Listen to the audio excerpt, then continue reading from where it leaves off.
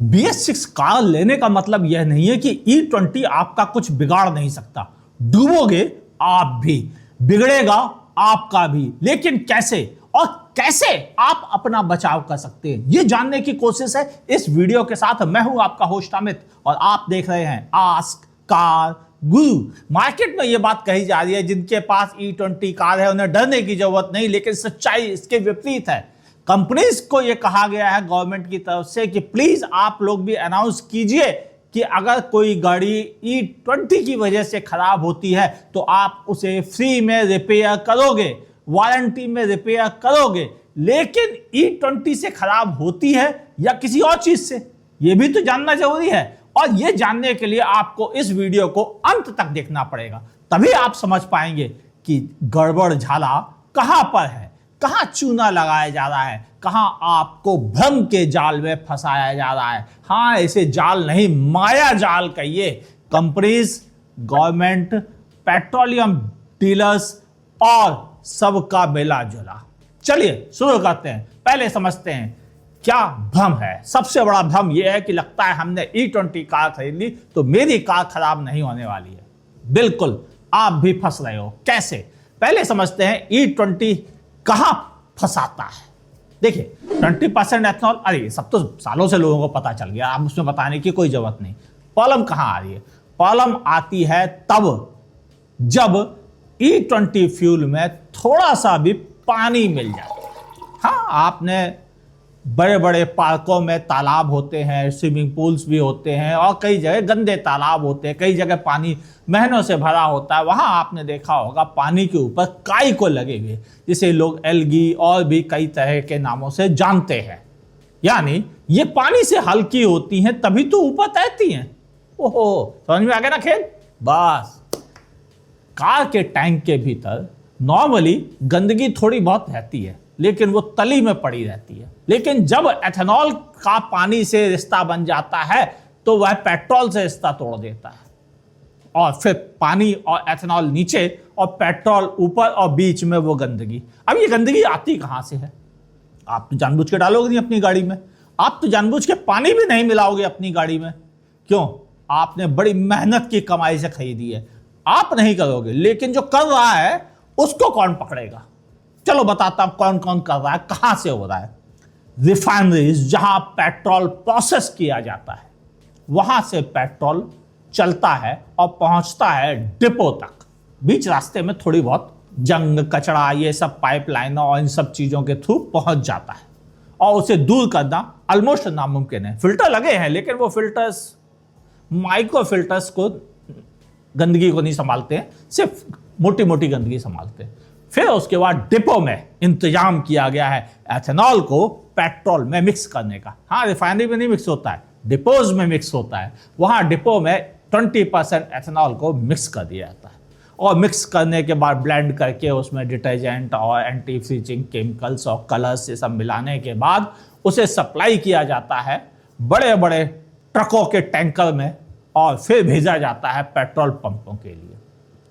वहां भी थोड़ी सी गंदगी मिक्स हो जाती है, और फिर उसके बाद टैंकर्स जो सालों धुलते ही नहीं हैं, साफ ही नहीं किए जाते, सब लोहे के बने हैं, सब में जरा सी भी मिक्सिंग हुई तो जंग लगना बहुत नॉर्मल है। और 2 से 3 दिन बाद ये पहुंचते हैं पेट्रोल पंपों तक, तब तक जंग लगना इस मौसम में बहुत आसान होता है, और वो गंदगी सीधे पेट्रोल पंपों तक पहुंच जाती है। यानी रिफाइनरीज में इतनी, डिपो में इतनी हुई, टैंकों में मिलके इतनी हुई, और पेट्रोल पंप पे मिलके इतनी बन गई।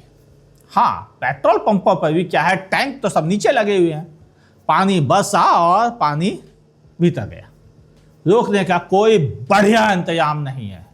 सबको पता है ये बात, और हर जगह पानी भरना इंडिया में कॉमन है। बरसात में हमने देखा गाड़ियों, स्कूटरों को पानी के भीतर से तैराते हुए, निकालते हुए, आपने भी निकाली होगी, आज नहीं तो कल, तो वहां पानी भर जाता है। अब ये पानी इकट्ठा होता है टैंकों के भीतर, जहां वह मिक्स हो जाता है। फिर उसके बाद वो भर दिया जाता है आपकी गाड़ी में। वो गंदगी भी जो बढ़ के इतनी हो गई, वो पानी भी जो एथेनॉल में मिक्स हो गया वो भी, और पेट्रोल के साथ भी, और आपको पता नहीं चलता है। क्यों? क्योंकि दिखता नहीं आंखों से, जब आपकी टैंक में पहुंचता है और आप गाड़ी चलाते हो तो गाड़ी झूलती है इधर कभी उधर, क्योंकि हमारे यहाँ की सड़कें बड़ी अच्छी हैं। गाड़ी के भीतर फ्यूल यूं यूं सुबह शाम हिला ही करता है चलते समय, और उसी समय वह झटके खाकर अलग हो जाता है पेट्रोल से, एथेनॉल और पानी मिक्स होकर। और फिर क्या होता है, फिर वो गंदगी जो पानी से हल्की होने की वजह से पानी के ऊपर आ जाती है, लेकिन पेट्रोल से भारी होने की वजह से पेट्रोल से नीचे रहती है, और इसी वजह से फ्यूल पंप उसको खींच लेता है। अब जिम्मेदार कौन? इस सवाल का जवाब सब बच रहे हैं। पेट्रोल डीलर एसोसिएशन के अध्यक्ष से मेरी मुलाकात हुई थी एक जी न्यूज़ के प्रोग्राम में, जहां पर वह भी हमारी तरह से पैनल गेस्ट थे। तब उन्होंने कहा था, हाँ ये सच है कि 2024-25 में हम सरकार को लिख के देते थे कि प्लीज़ महाराष्ट्र वगैरह ऐसी जगहों पर जहां पानी ज़्यादा बहता है वहां पर बगैर एथेनॉल वाला पेट्रोल दिया जाए, और सरकार करती थी क्योंकि उसको पता था कि पानी मिल जाएगा तो एथेनॉल अलग हो जाएगा, और इसलिए सरकार वहां पे सप्लाई करती थी। मगर इस साल ऐसा कुछ नहीं किया गया पूरे देश में, और जबकि एथेनॉल बढ़ के 20% हो गया। और सरकार के कुछ लोग बड़े बड़े खुल के बोल रहे हैं 19% भी सप्लाई करते थे, 15% भी सप्लाई करते थे।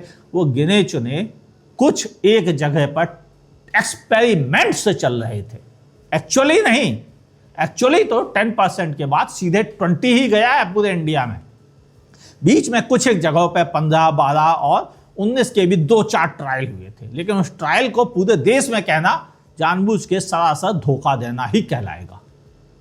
ये वो सच्चाई है। अब सच्चाई से क्या हुआ, जिनके पास BS6 वाली गाड़ी या E20 रेडी गाड़ी थी, BS6 का मतलब ये नहीं कि वो आपकी गाड़ी E20 रेडी है, ध्यान से समझना इस बात को। मैं बहुत पहले 3 साल पहले समझा चुका हूं।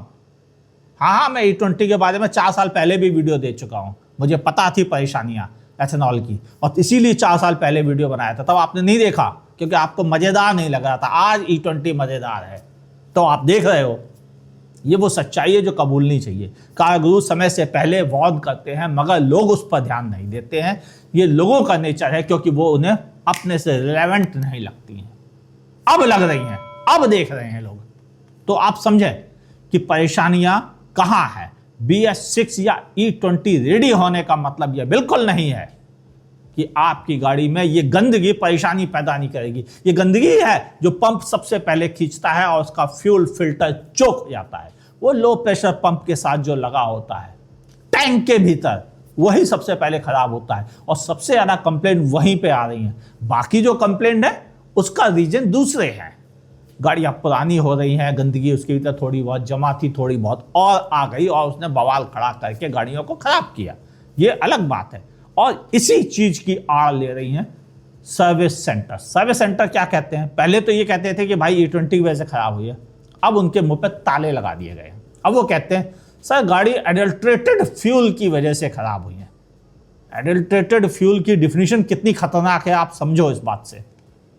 यानी अब आपको इंश्योरेंस का बेनिफिट नहीं मिलेगा, वारंटी का बेनिफिट नहीं मिलेगा, क्योंकि एडल्ट्रेटेड फ्यूल का मतलब यह है कि गाड़ी के भीतर पड़ा हुआ पेट्रोल गंदा है, खराब है, मिक्स्ड है, पानी मिला है, गंदगी मिली है, चाहे जो, आपकी कोई गलती नहीं, आपने कुछ भी नहीं मिलाया, लेकिन जिम्मेदार आप है। और ये कह के सब पल्ला झाड़ रहे, सरकार, petroleum dealer, supply chain, logistic system, refineries, बड़ी बड़ी petroleum companies, dealer, service centre, सब ने ये कह के पल्ला झाड़ लिया ये तो एडल्ट्रेटेड फ्यूल है। लेकिन एडल्ट्रेटेड फ्यूल आया किसकी वजह से? आप लोगों की वजह से ना। तो आप कंबाइंड जिम्मेदारी उठा लो। नहीं, इंश्योरेंस कंपनी का कहना हम E20 की वजह से खराब होगी तो संभाल लेंगे, लेकिन एडल्ट्रेटेड फ्यूल से हमारी जिम्मेदारी नहीं है, वो आप ही जिम्मेदार हो, आपने भरवाया। क्यों भरवाया ये आप जानो। हमने कोई जानबूझ के भरवाया है? हम मूर्ख हैं क्या जो हम जानबूझ से खराब पेट्रोल या फ्यूल अपनी गाड़ी में डालेंगे? मगर सच्चाई यही है कि अनजाने में सही या हमें डार्क में रखकर ये सप्लाई हो रहा है।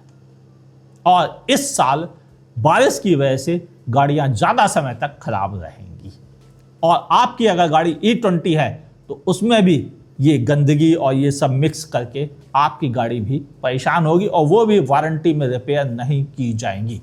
अब बचे कैसे? देखिए, मैंने कुछ समय पहले, शायद 2025 के समय में, एक वीडियो दिया था, देख लीजिए खोल के उसे। हाँ, उस वीडियो में साफ साफ बताया था E20 से अपना बचाव कैसे करें। इसलिए बताया था क्योंकि हमारे व्यूअर्स को सिर्फ परेशानियां बताना मेरा काम नहीं है, उनको बचाव करना भी सिखाना मेरा काम है। और इसीलिए वो वीडियो बनाया था ताकि हमारे व्यूअर्स तो कम से कम सुरक्षित रहें, और जिन्होंने उसको पालन किया वो काफी हद तक सेफ भी है। आपने नहीं किया, देख लो जाके दोबारा से और ध्यान से समझे क्या क्या बताया था। एक शॉर्ट में बता रहा हूं, लेकिन असली बात वहीं पे पता चलेगी, तो जाके देखना।